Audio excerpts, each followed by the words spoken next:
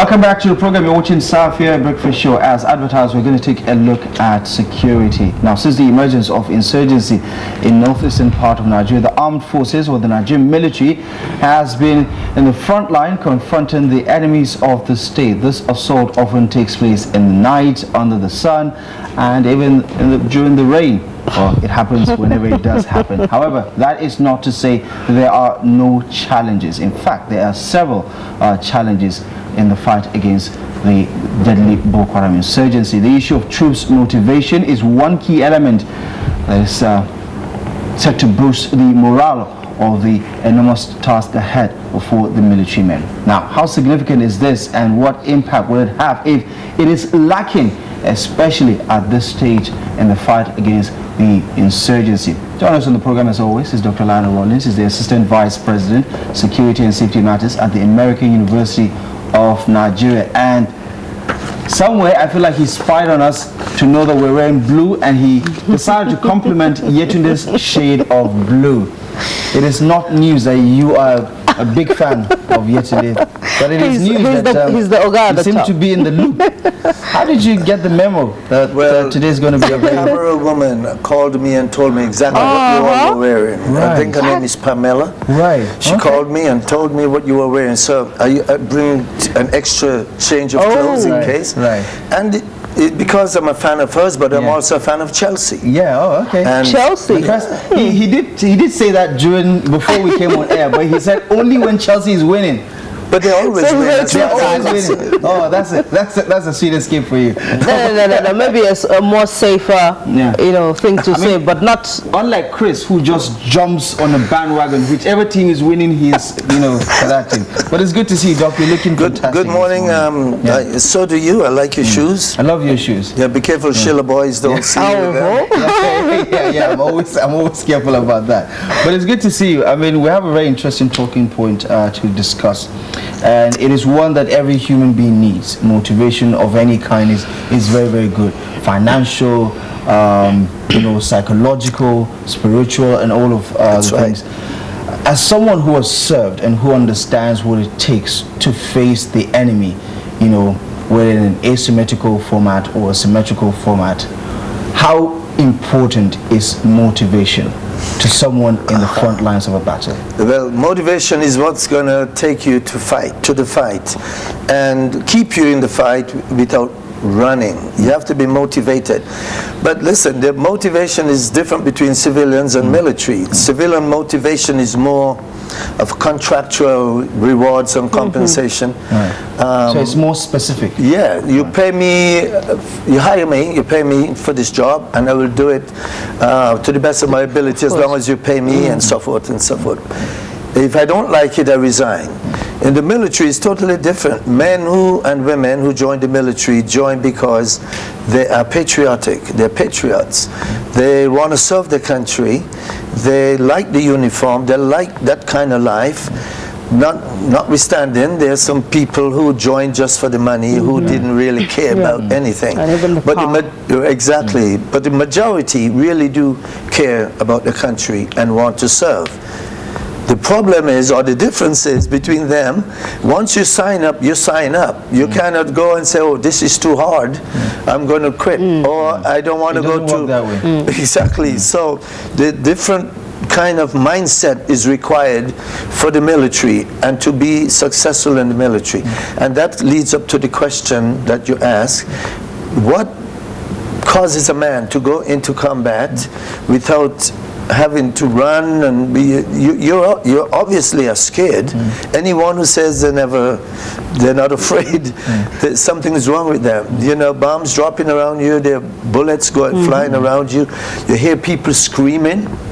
You see people blown apart. You can smell blood, smell smoke, smell the fire. It's trauma. The chaos, the confusion.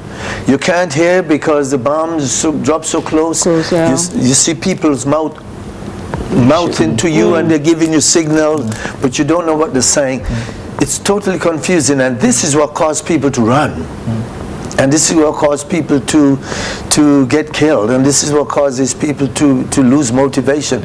That is why motivation is so important, that you know that if I die going charging ahead, that I'll be okay, my family will be okay. These are the kind of things that people think about. As someone who's kept a close eye on the fight against the Boko Haram insurgency, particularly here in the northeastern part of the country, we've seen so many viral videos shot by Nigerian troops in the war front talking about how they have no water. We've seen soldiers on the ground who have fainted because they lack water. Exhausted. We've seen them fight over a few packs of packaged water that has been sent to them at the war front. What do you make of motivation?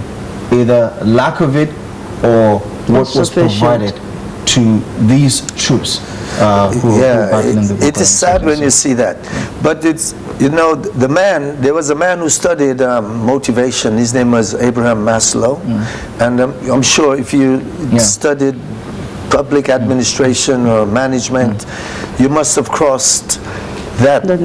It's called the hierarchy of human needs.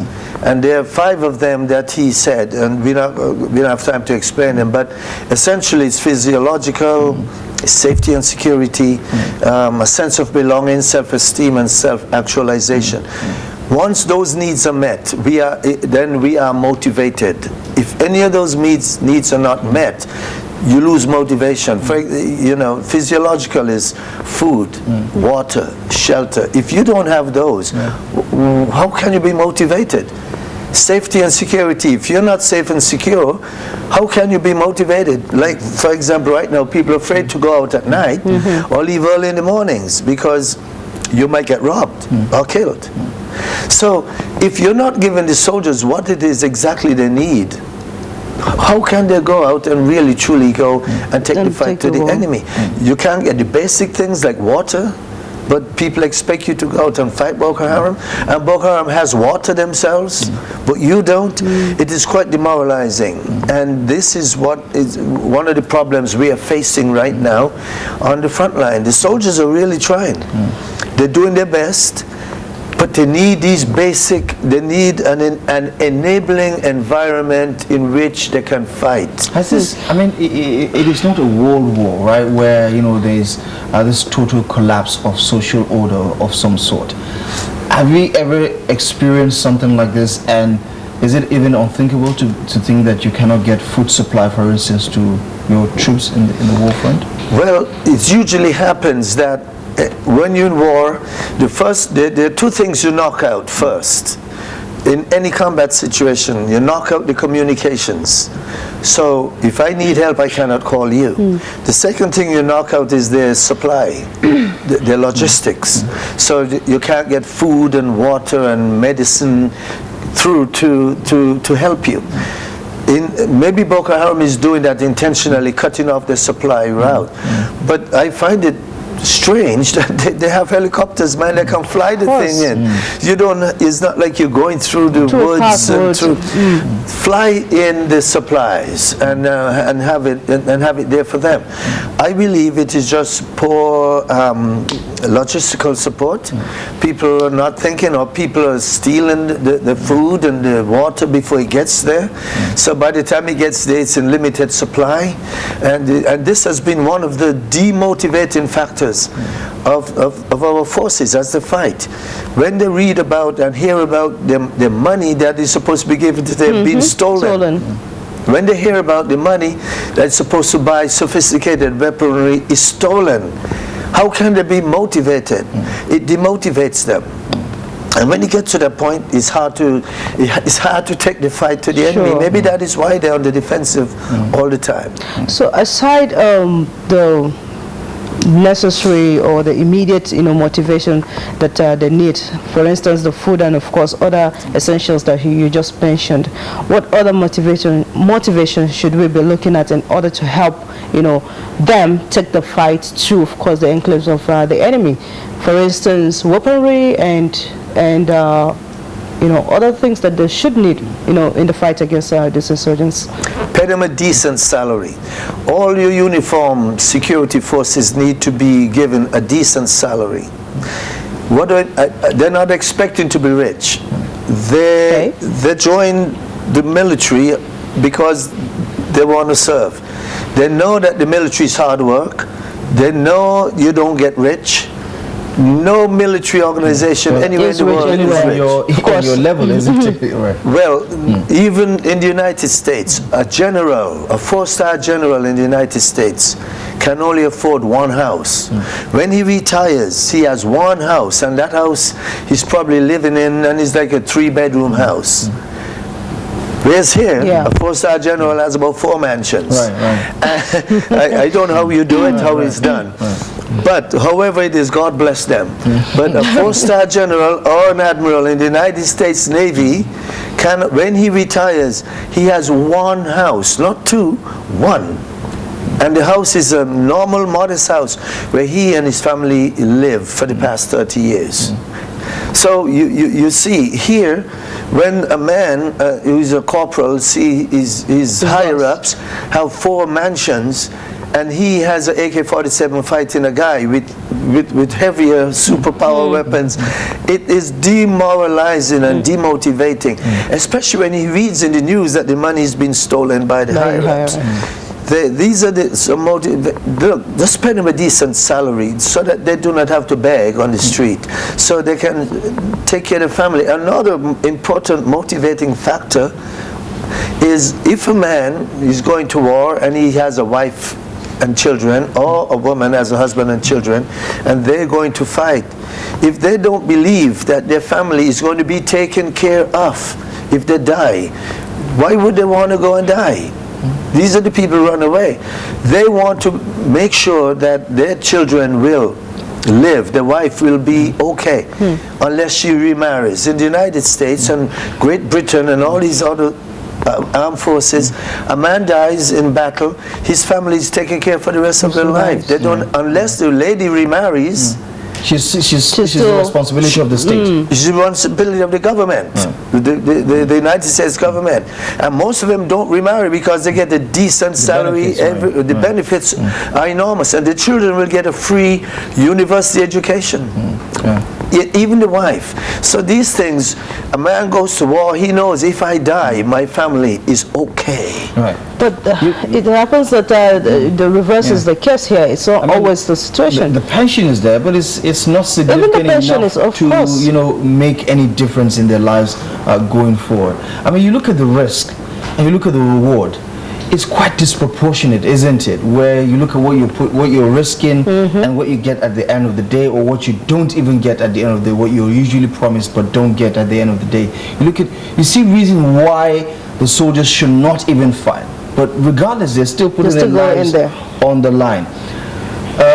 Recently, former President Olusegun Obasanjo pointed this out and said, you know what, we need to focus on this particular issue because it could be, the linchpin to solving this issue. These soldiers could give us more if we give them the necessary tools and the necessary motivation. How do you see this changing the dynamics of the fight against the Boko Haram insurgency? For instance, if the Nigerian government decides to say, you know what, we're going to take care of you, we're going to do things differently now. How do you see this changing the dynamics of the insurgency? It will change, but they have to, again, they don't trust their own people. They don't even trust what the people, their own government is saying. So the government first must demonstrate to them that they're very serious about taking care of them. And when they do, it will change the dynamics, because men and the women who is on the battlefield will not be afraid to go to fight and will not even be afraid to die. And that is one of my psychological mindset of winning wars. If you're afraid to die, you're going to lose. If you're afraid to die in war, you will die. You must go into battle not being afraid to die. You don't want to die. Yeah, but then you go. Hope for the worst and hope for the best. And hope for the best. Right. And you know that there's a possibility you're going to die. I've been there. I know the feeling. And it's like, am I going to make it out of here? And you know, if a bombs start dropping around you for 3 minutes, just 3 little minutes, it feels as if it's 3 years. It feels as if the bomb is going on for 3 years. Those 3 minutes, like this. So But you must get up when the bombing stop. You must get up and forge forward and charge, and because if you stay there and decide to run back, it's no good. So what it does for the people is make them feel, look, if I die today, rather than saying I don't die no more, you say if I die today, my family will be taken care of. Because you want your wife to be to not well. suffer. It motivates the patriot in you, isn't Exactly, it? your Like, patriotism, you're doing this for a greater cause, right? because remember I said most men who join the military join because they're patriotic. They want to serve the country. You already have half of them that you don't have to worry about. They are committed. That half is committed. The other half, you commit yourself to them. The government must commit themselves to them and their family. If you don't do that, you're in trouble. So what do you say to those military who, of course, were at the front, line, taking charge of, the security situation, coming to say they don't have, the necessary tool, the necessary equipment or firearms or whatever it is called to also, fight the insurgents. The ones the insurgents are using is even more sophisticated than what they have. Is that also not, in a way, saying, okay, you are sent out there to just face, the war and die? Well, that's a very good question, because many of them feel that way. You send me out here 50% protected. These guys have better firepower than us. It's a suicide mission. Exactly. Right. And so it is demoralizing for the Nigerian soldier. I've been on missions like those where they put you in and they tell you don't even know when you're coming back or if you are coming back. So you require a mindset, and people don't even talk when they're in that situation. We just go and do what we have to do, knowing that maybe some of us will not come back. And one of the most difficult things for a commander to tell his people is, we are going in and we are going to do this. Some of us are not going to come back. That's difficult to tell say and even to hear. Yes, I've had to tell people that myself, and it's not good. So when you do that, you have to tell them with the confidence that what we're doing is the right thing. And even if they feel as if that, wow, I'm going to go in, I might be the one not coming back, you have to take that out of your mind. Because if you start feeling that way, you are definitely going to be in trouble. You probably won't make it back. You don't have the right mindset. You don't have the right mindset. You do not have a winning mindset. But there are other things, like, they need the support of the nation. Anytime the Boko Haram scores a victory, the people in the country says, what are we paying these people for? Can't they fight these people? Well, it goes beyond just what people think.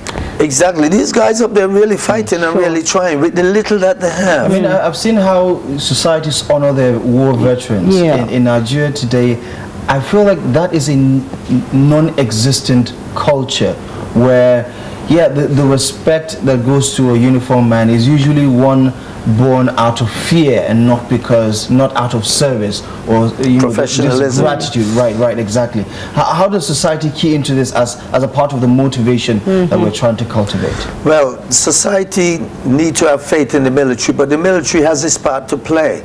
The military must start acting professional, like professional soldiers, because it is a profession. It's not just the army or the Air Force or Navy. It is a profession. The military is a profession. People go into it to they make a career out of it, and you're supposed to professionalize it. When you see a military man in the street, you're supposed to salute him. You're supposed to look at him and say, that man looks good. With respect. You can't see a military man wearing his uniform and he's wearing these sandals on his feet, or he's wearing his uniform and it's just the trousers but nothing on top. That takes away the respect that you have from these people. So they must be professional. And once they start acting professional, then the society will change their perception of them. Doctor,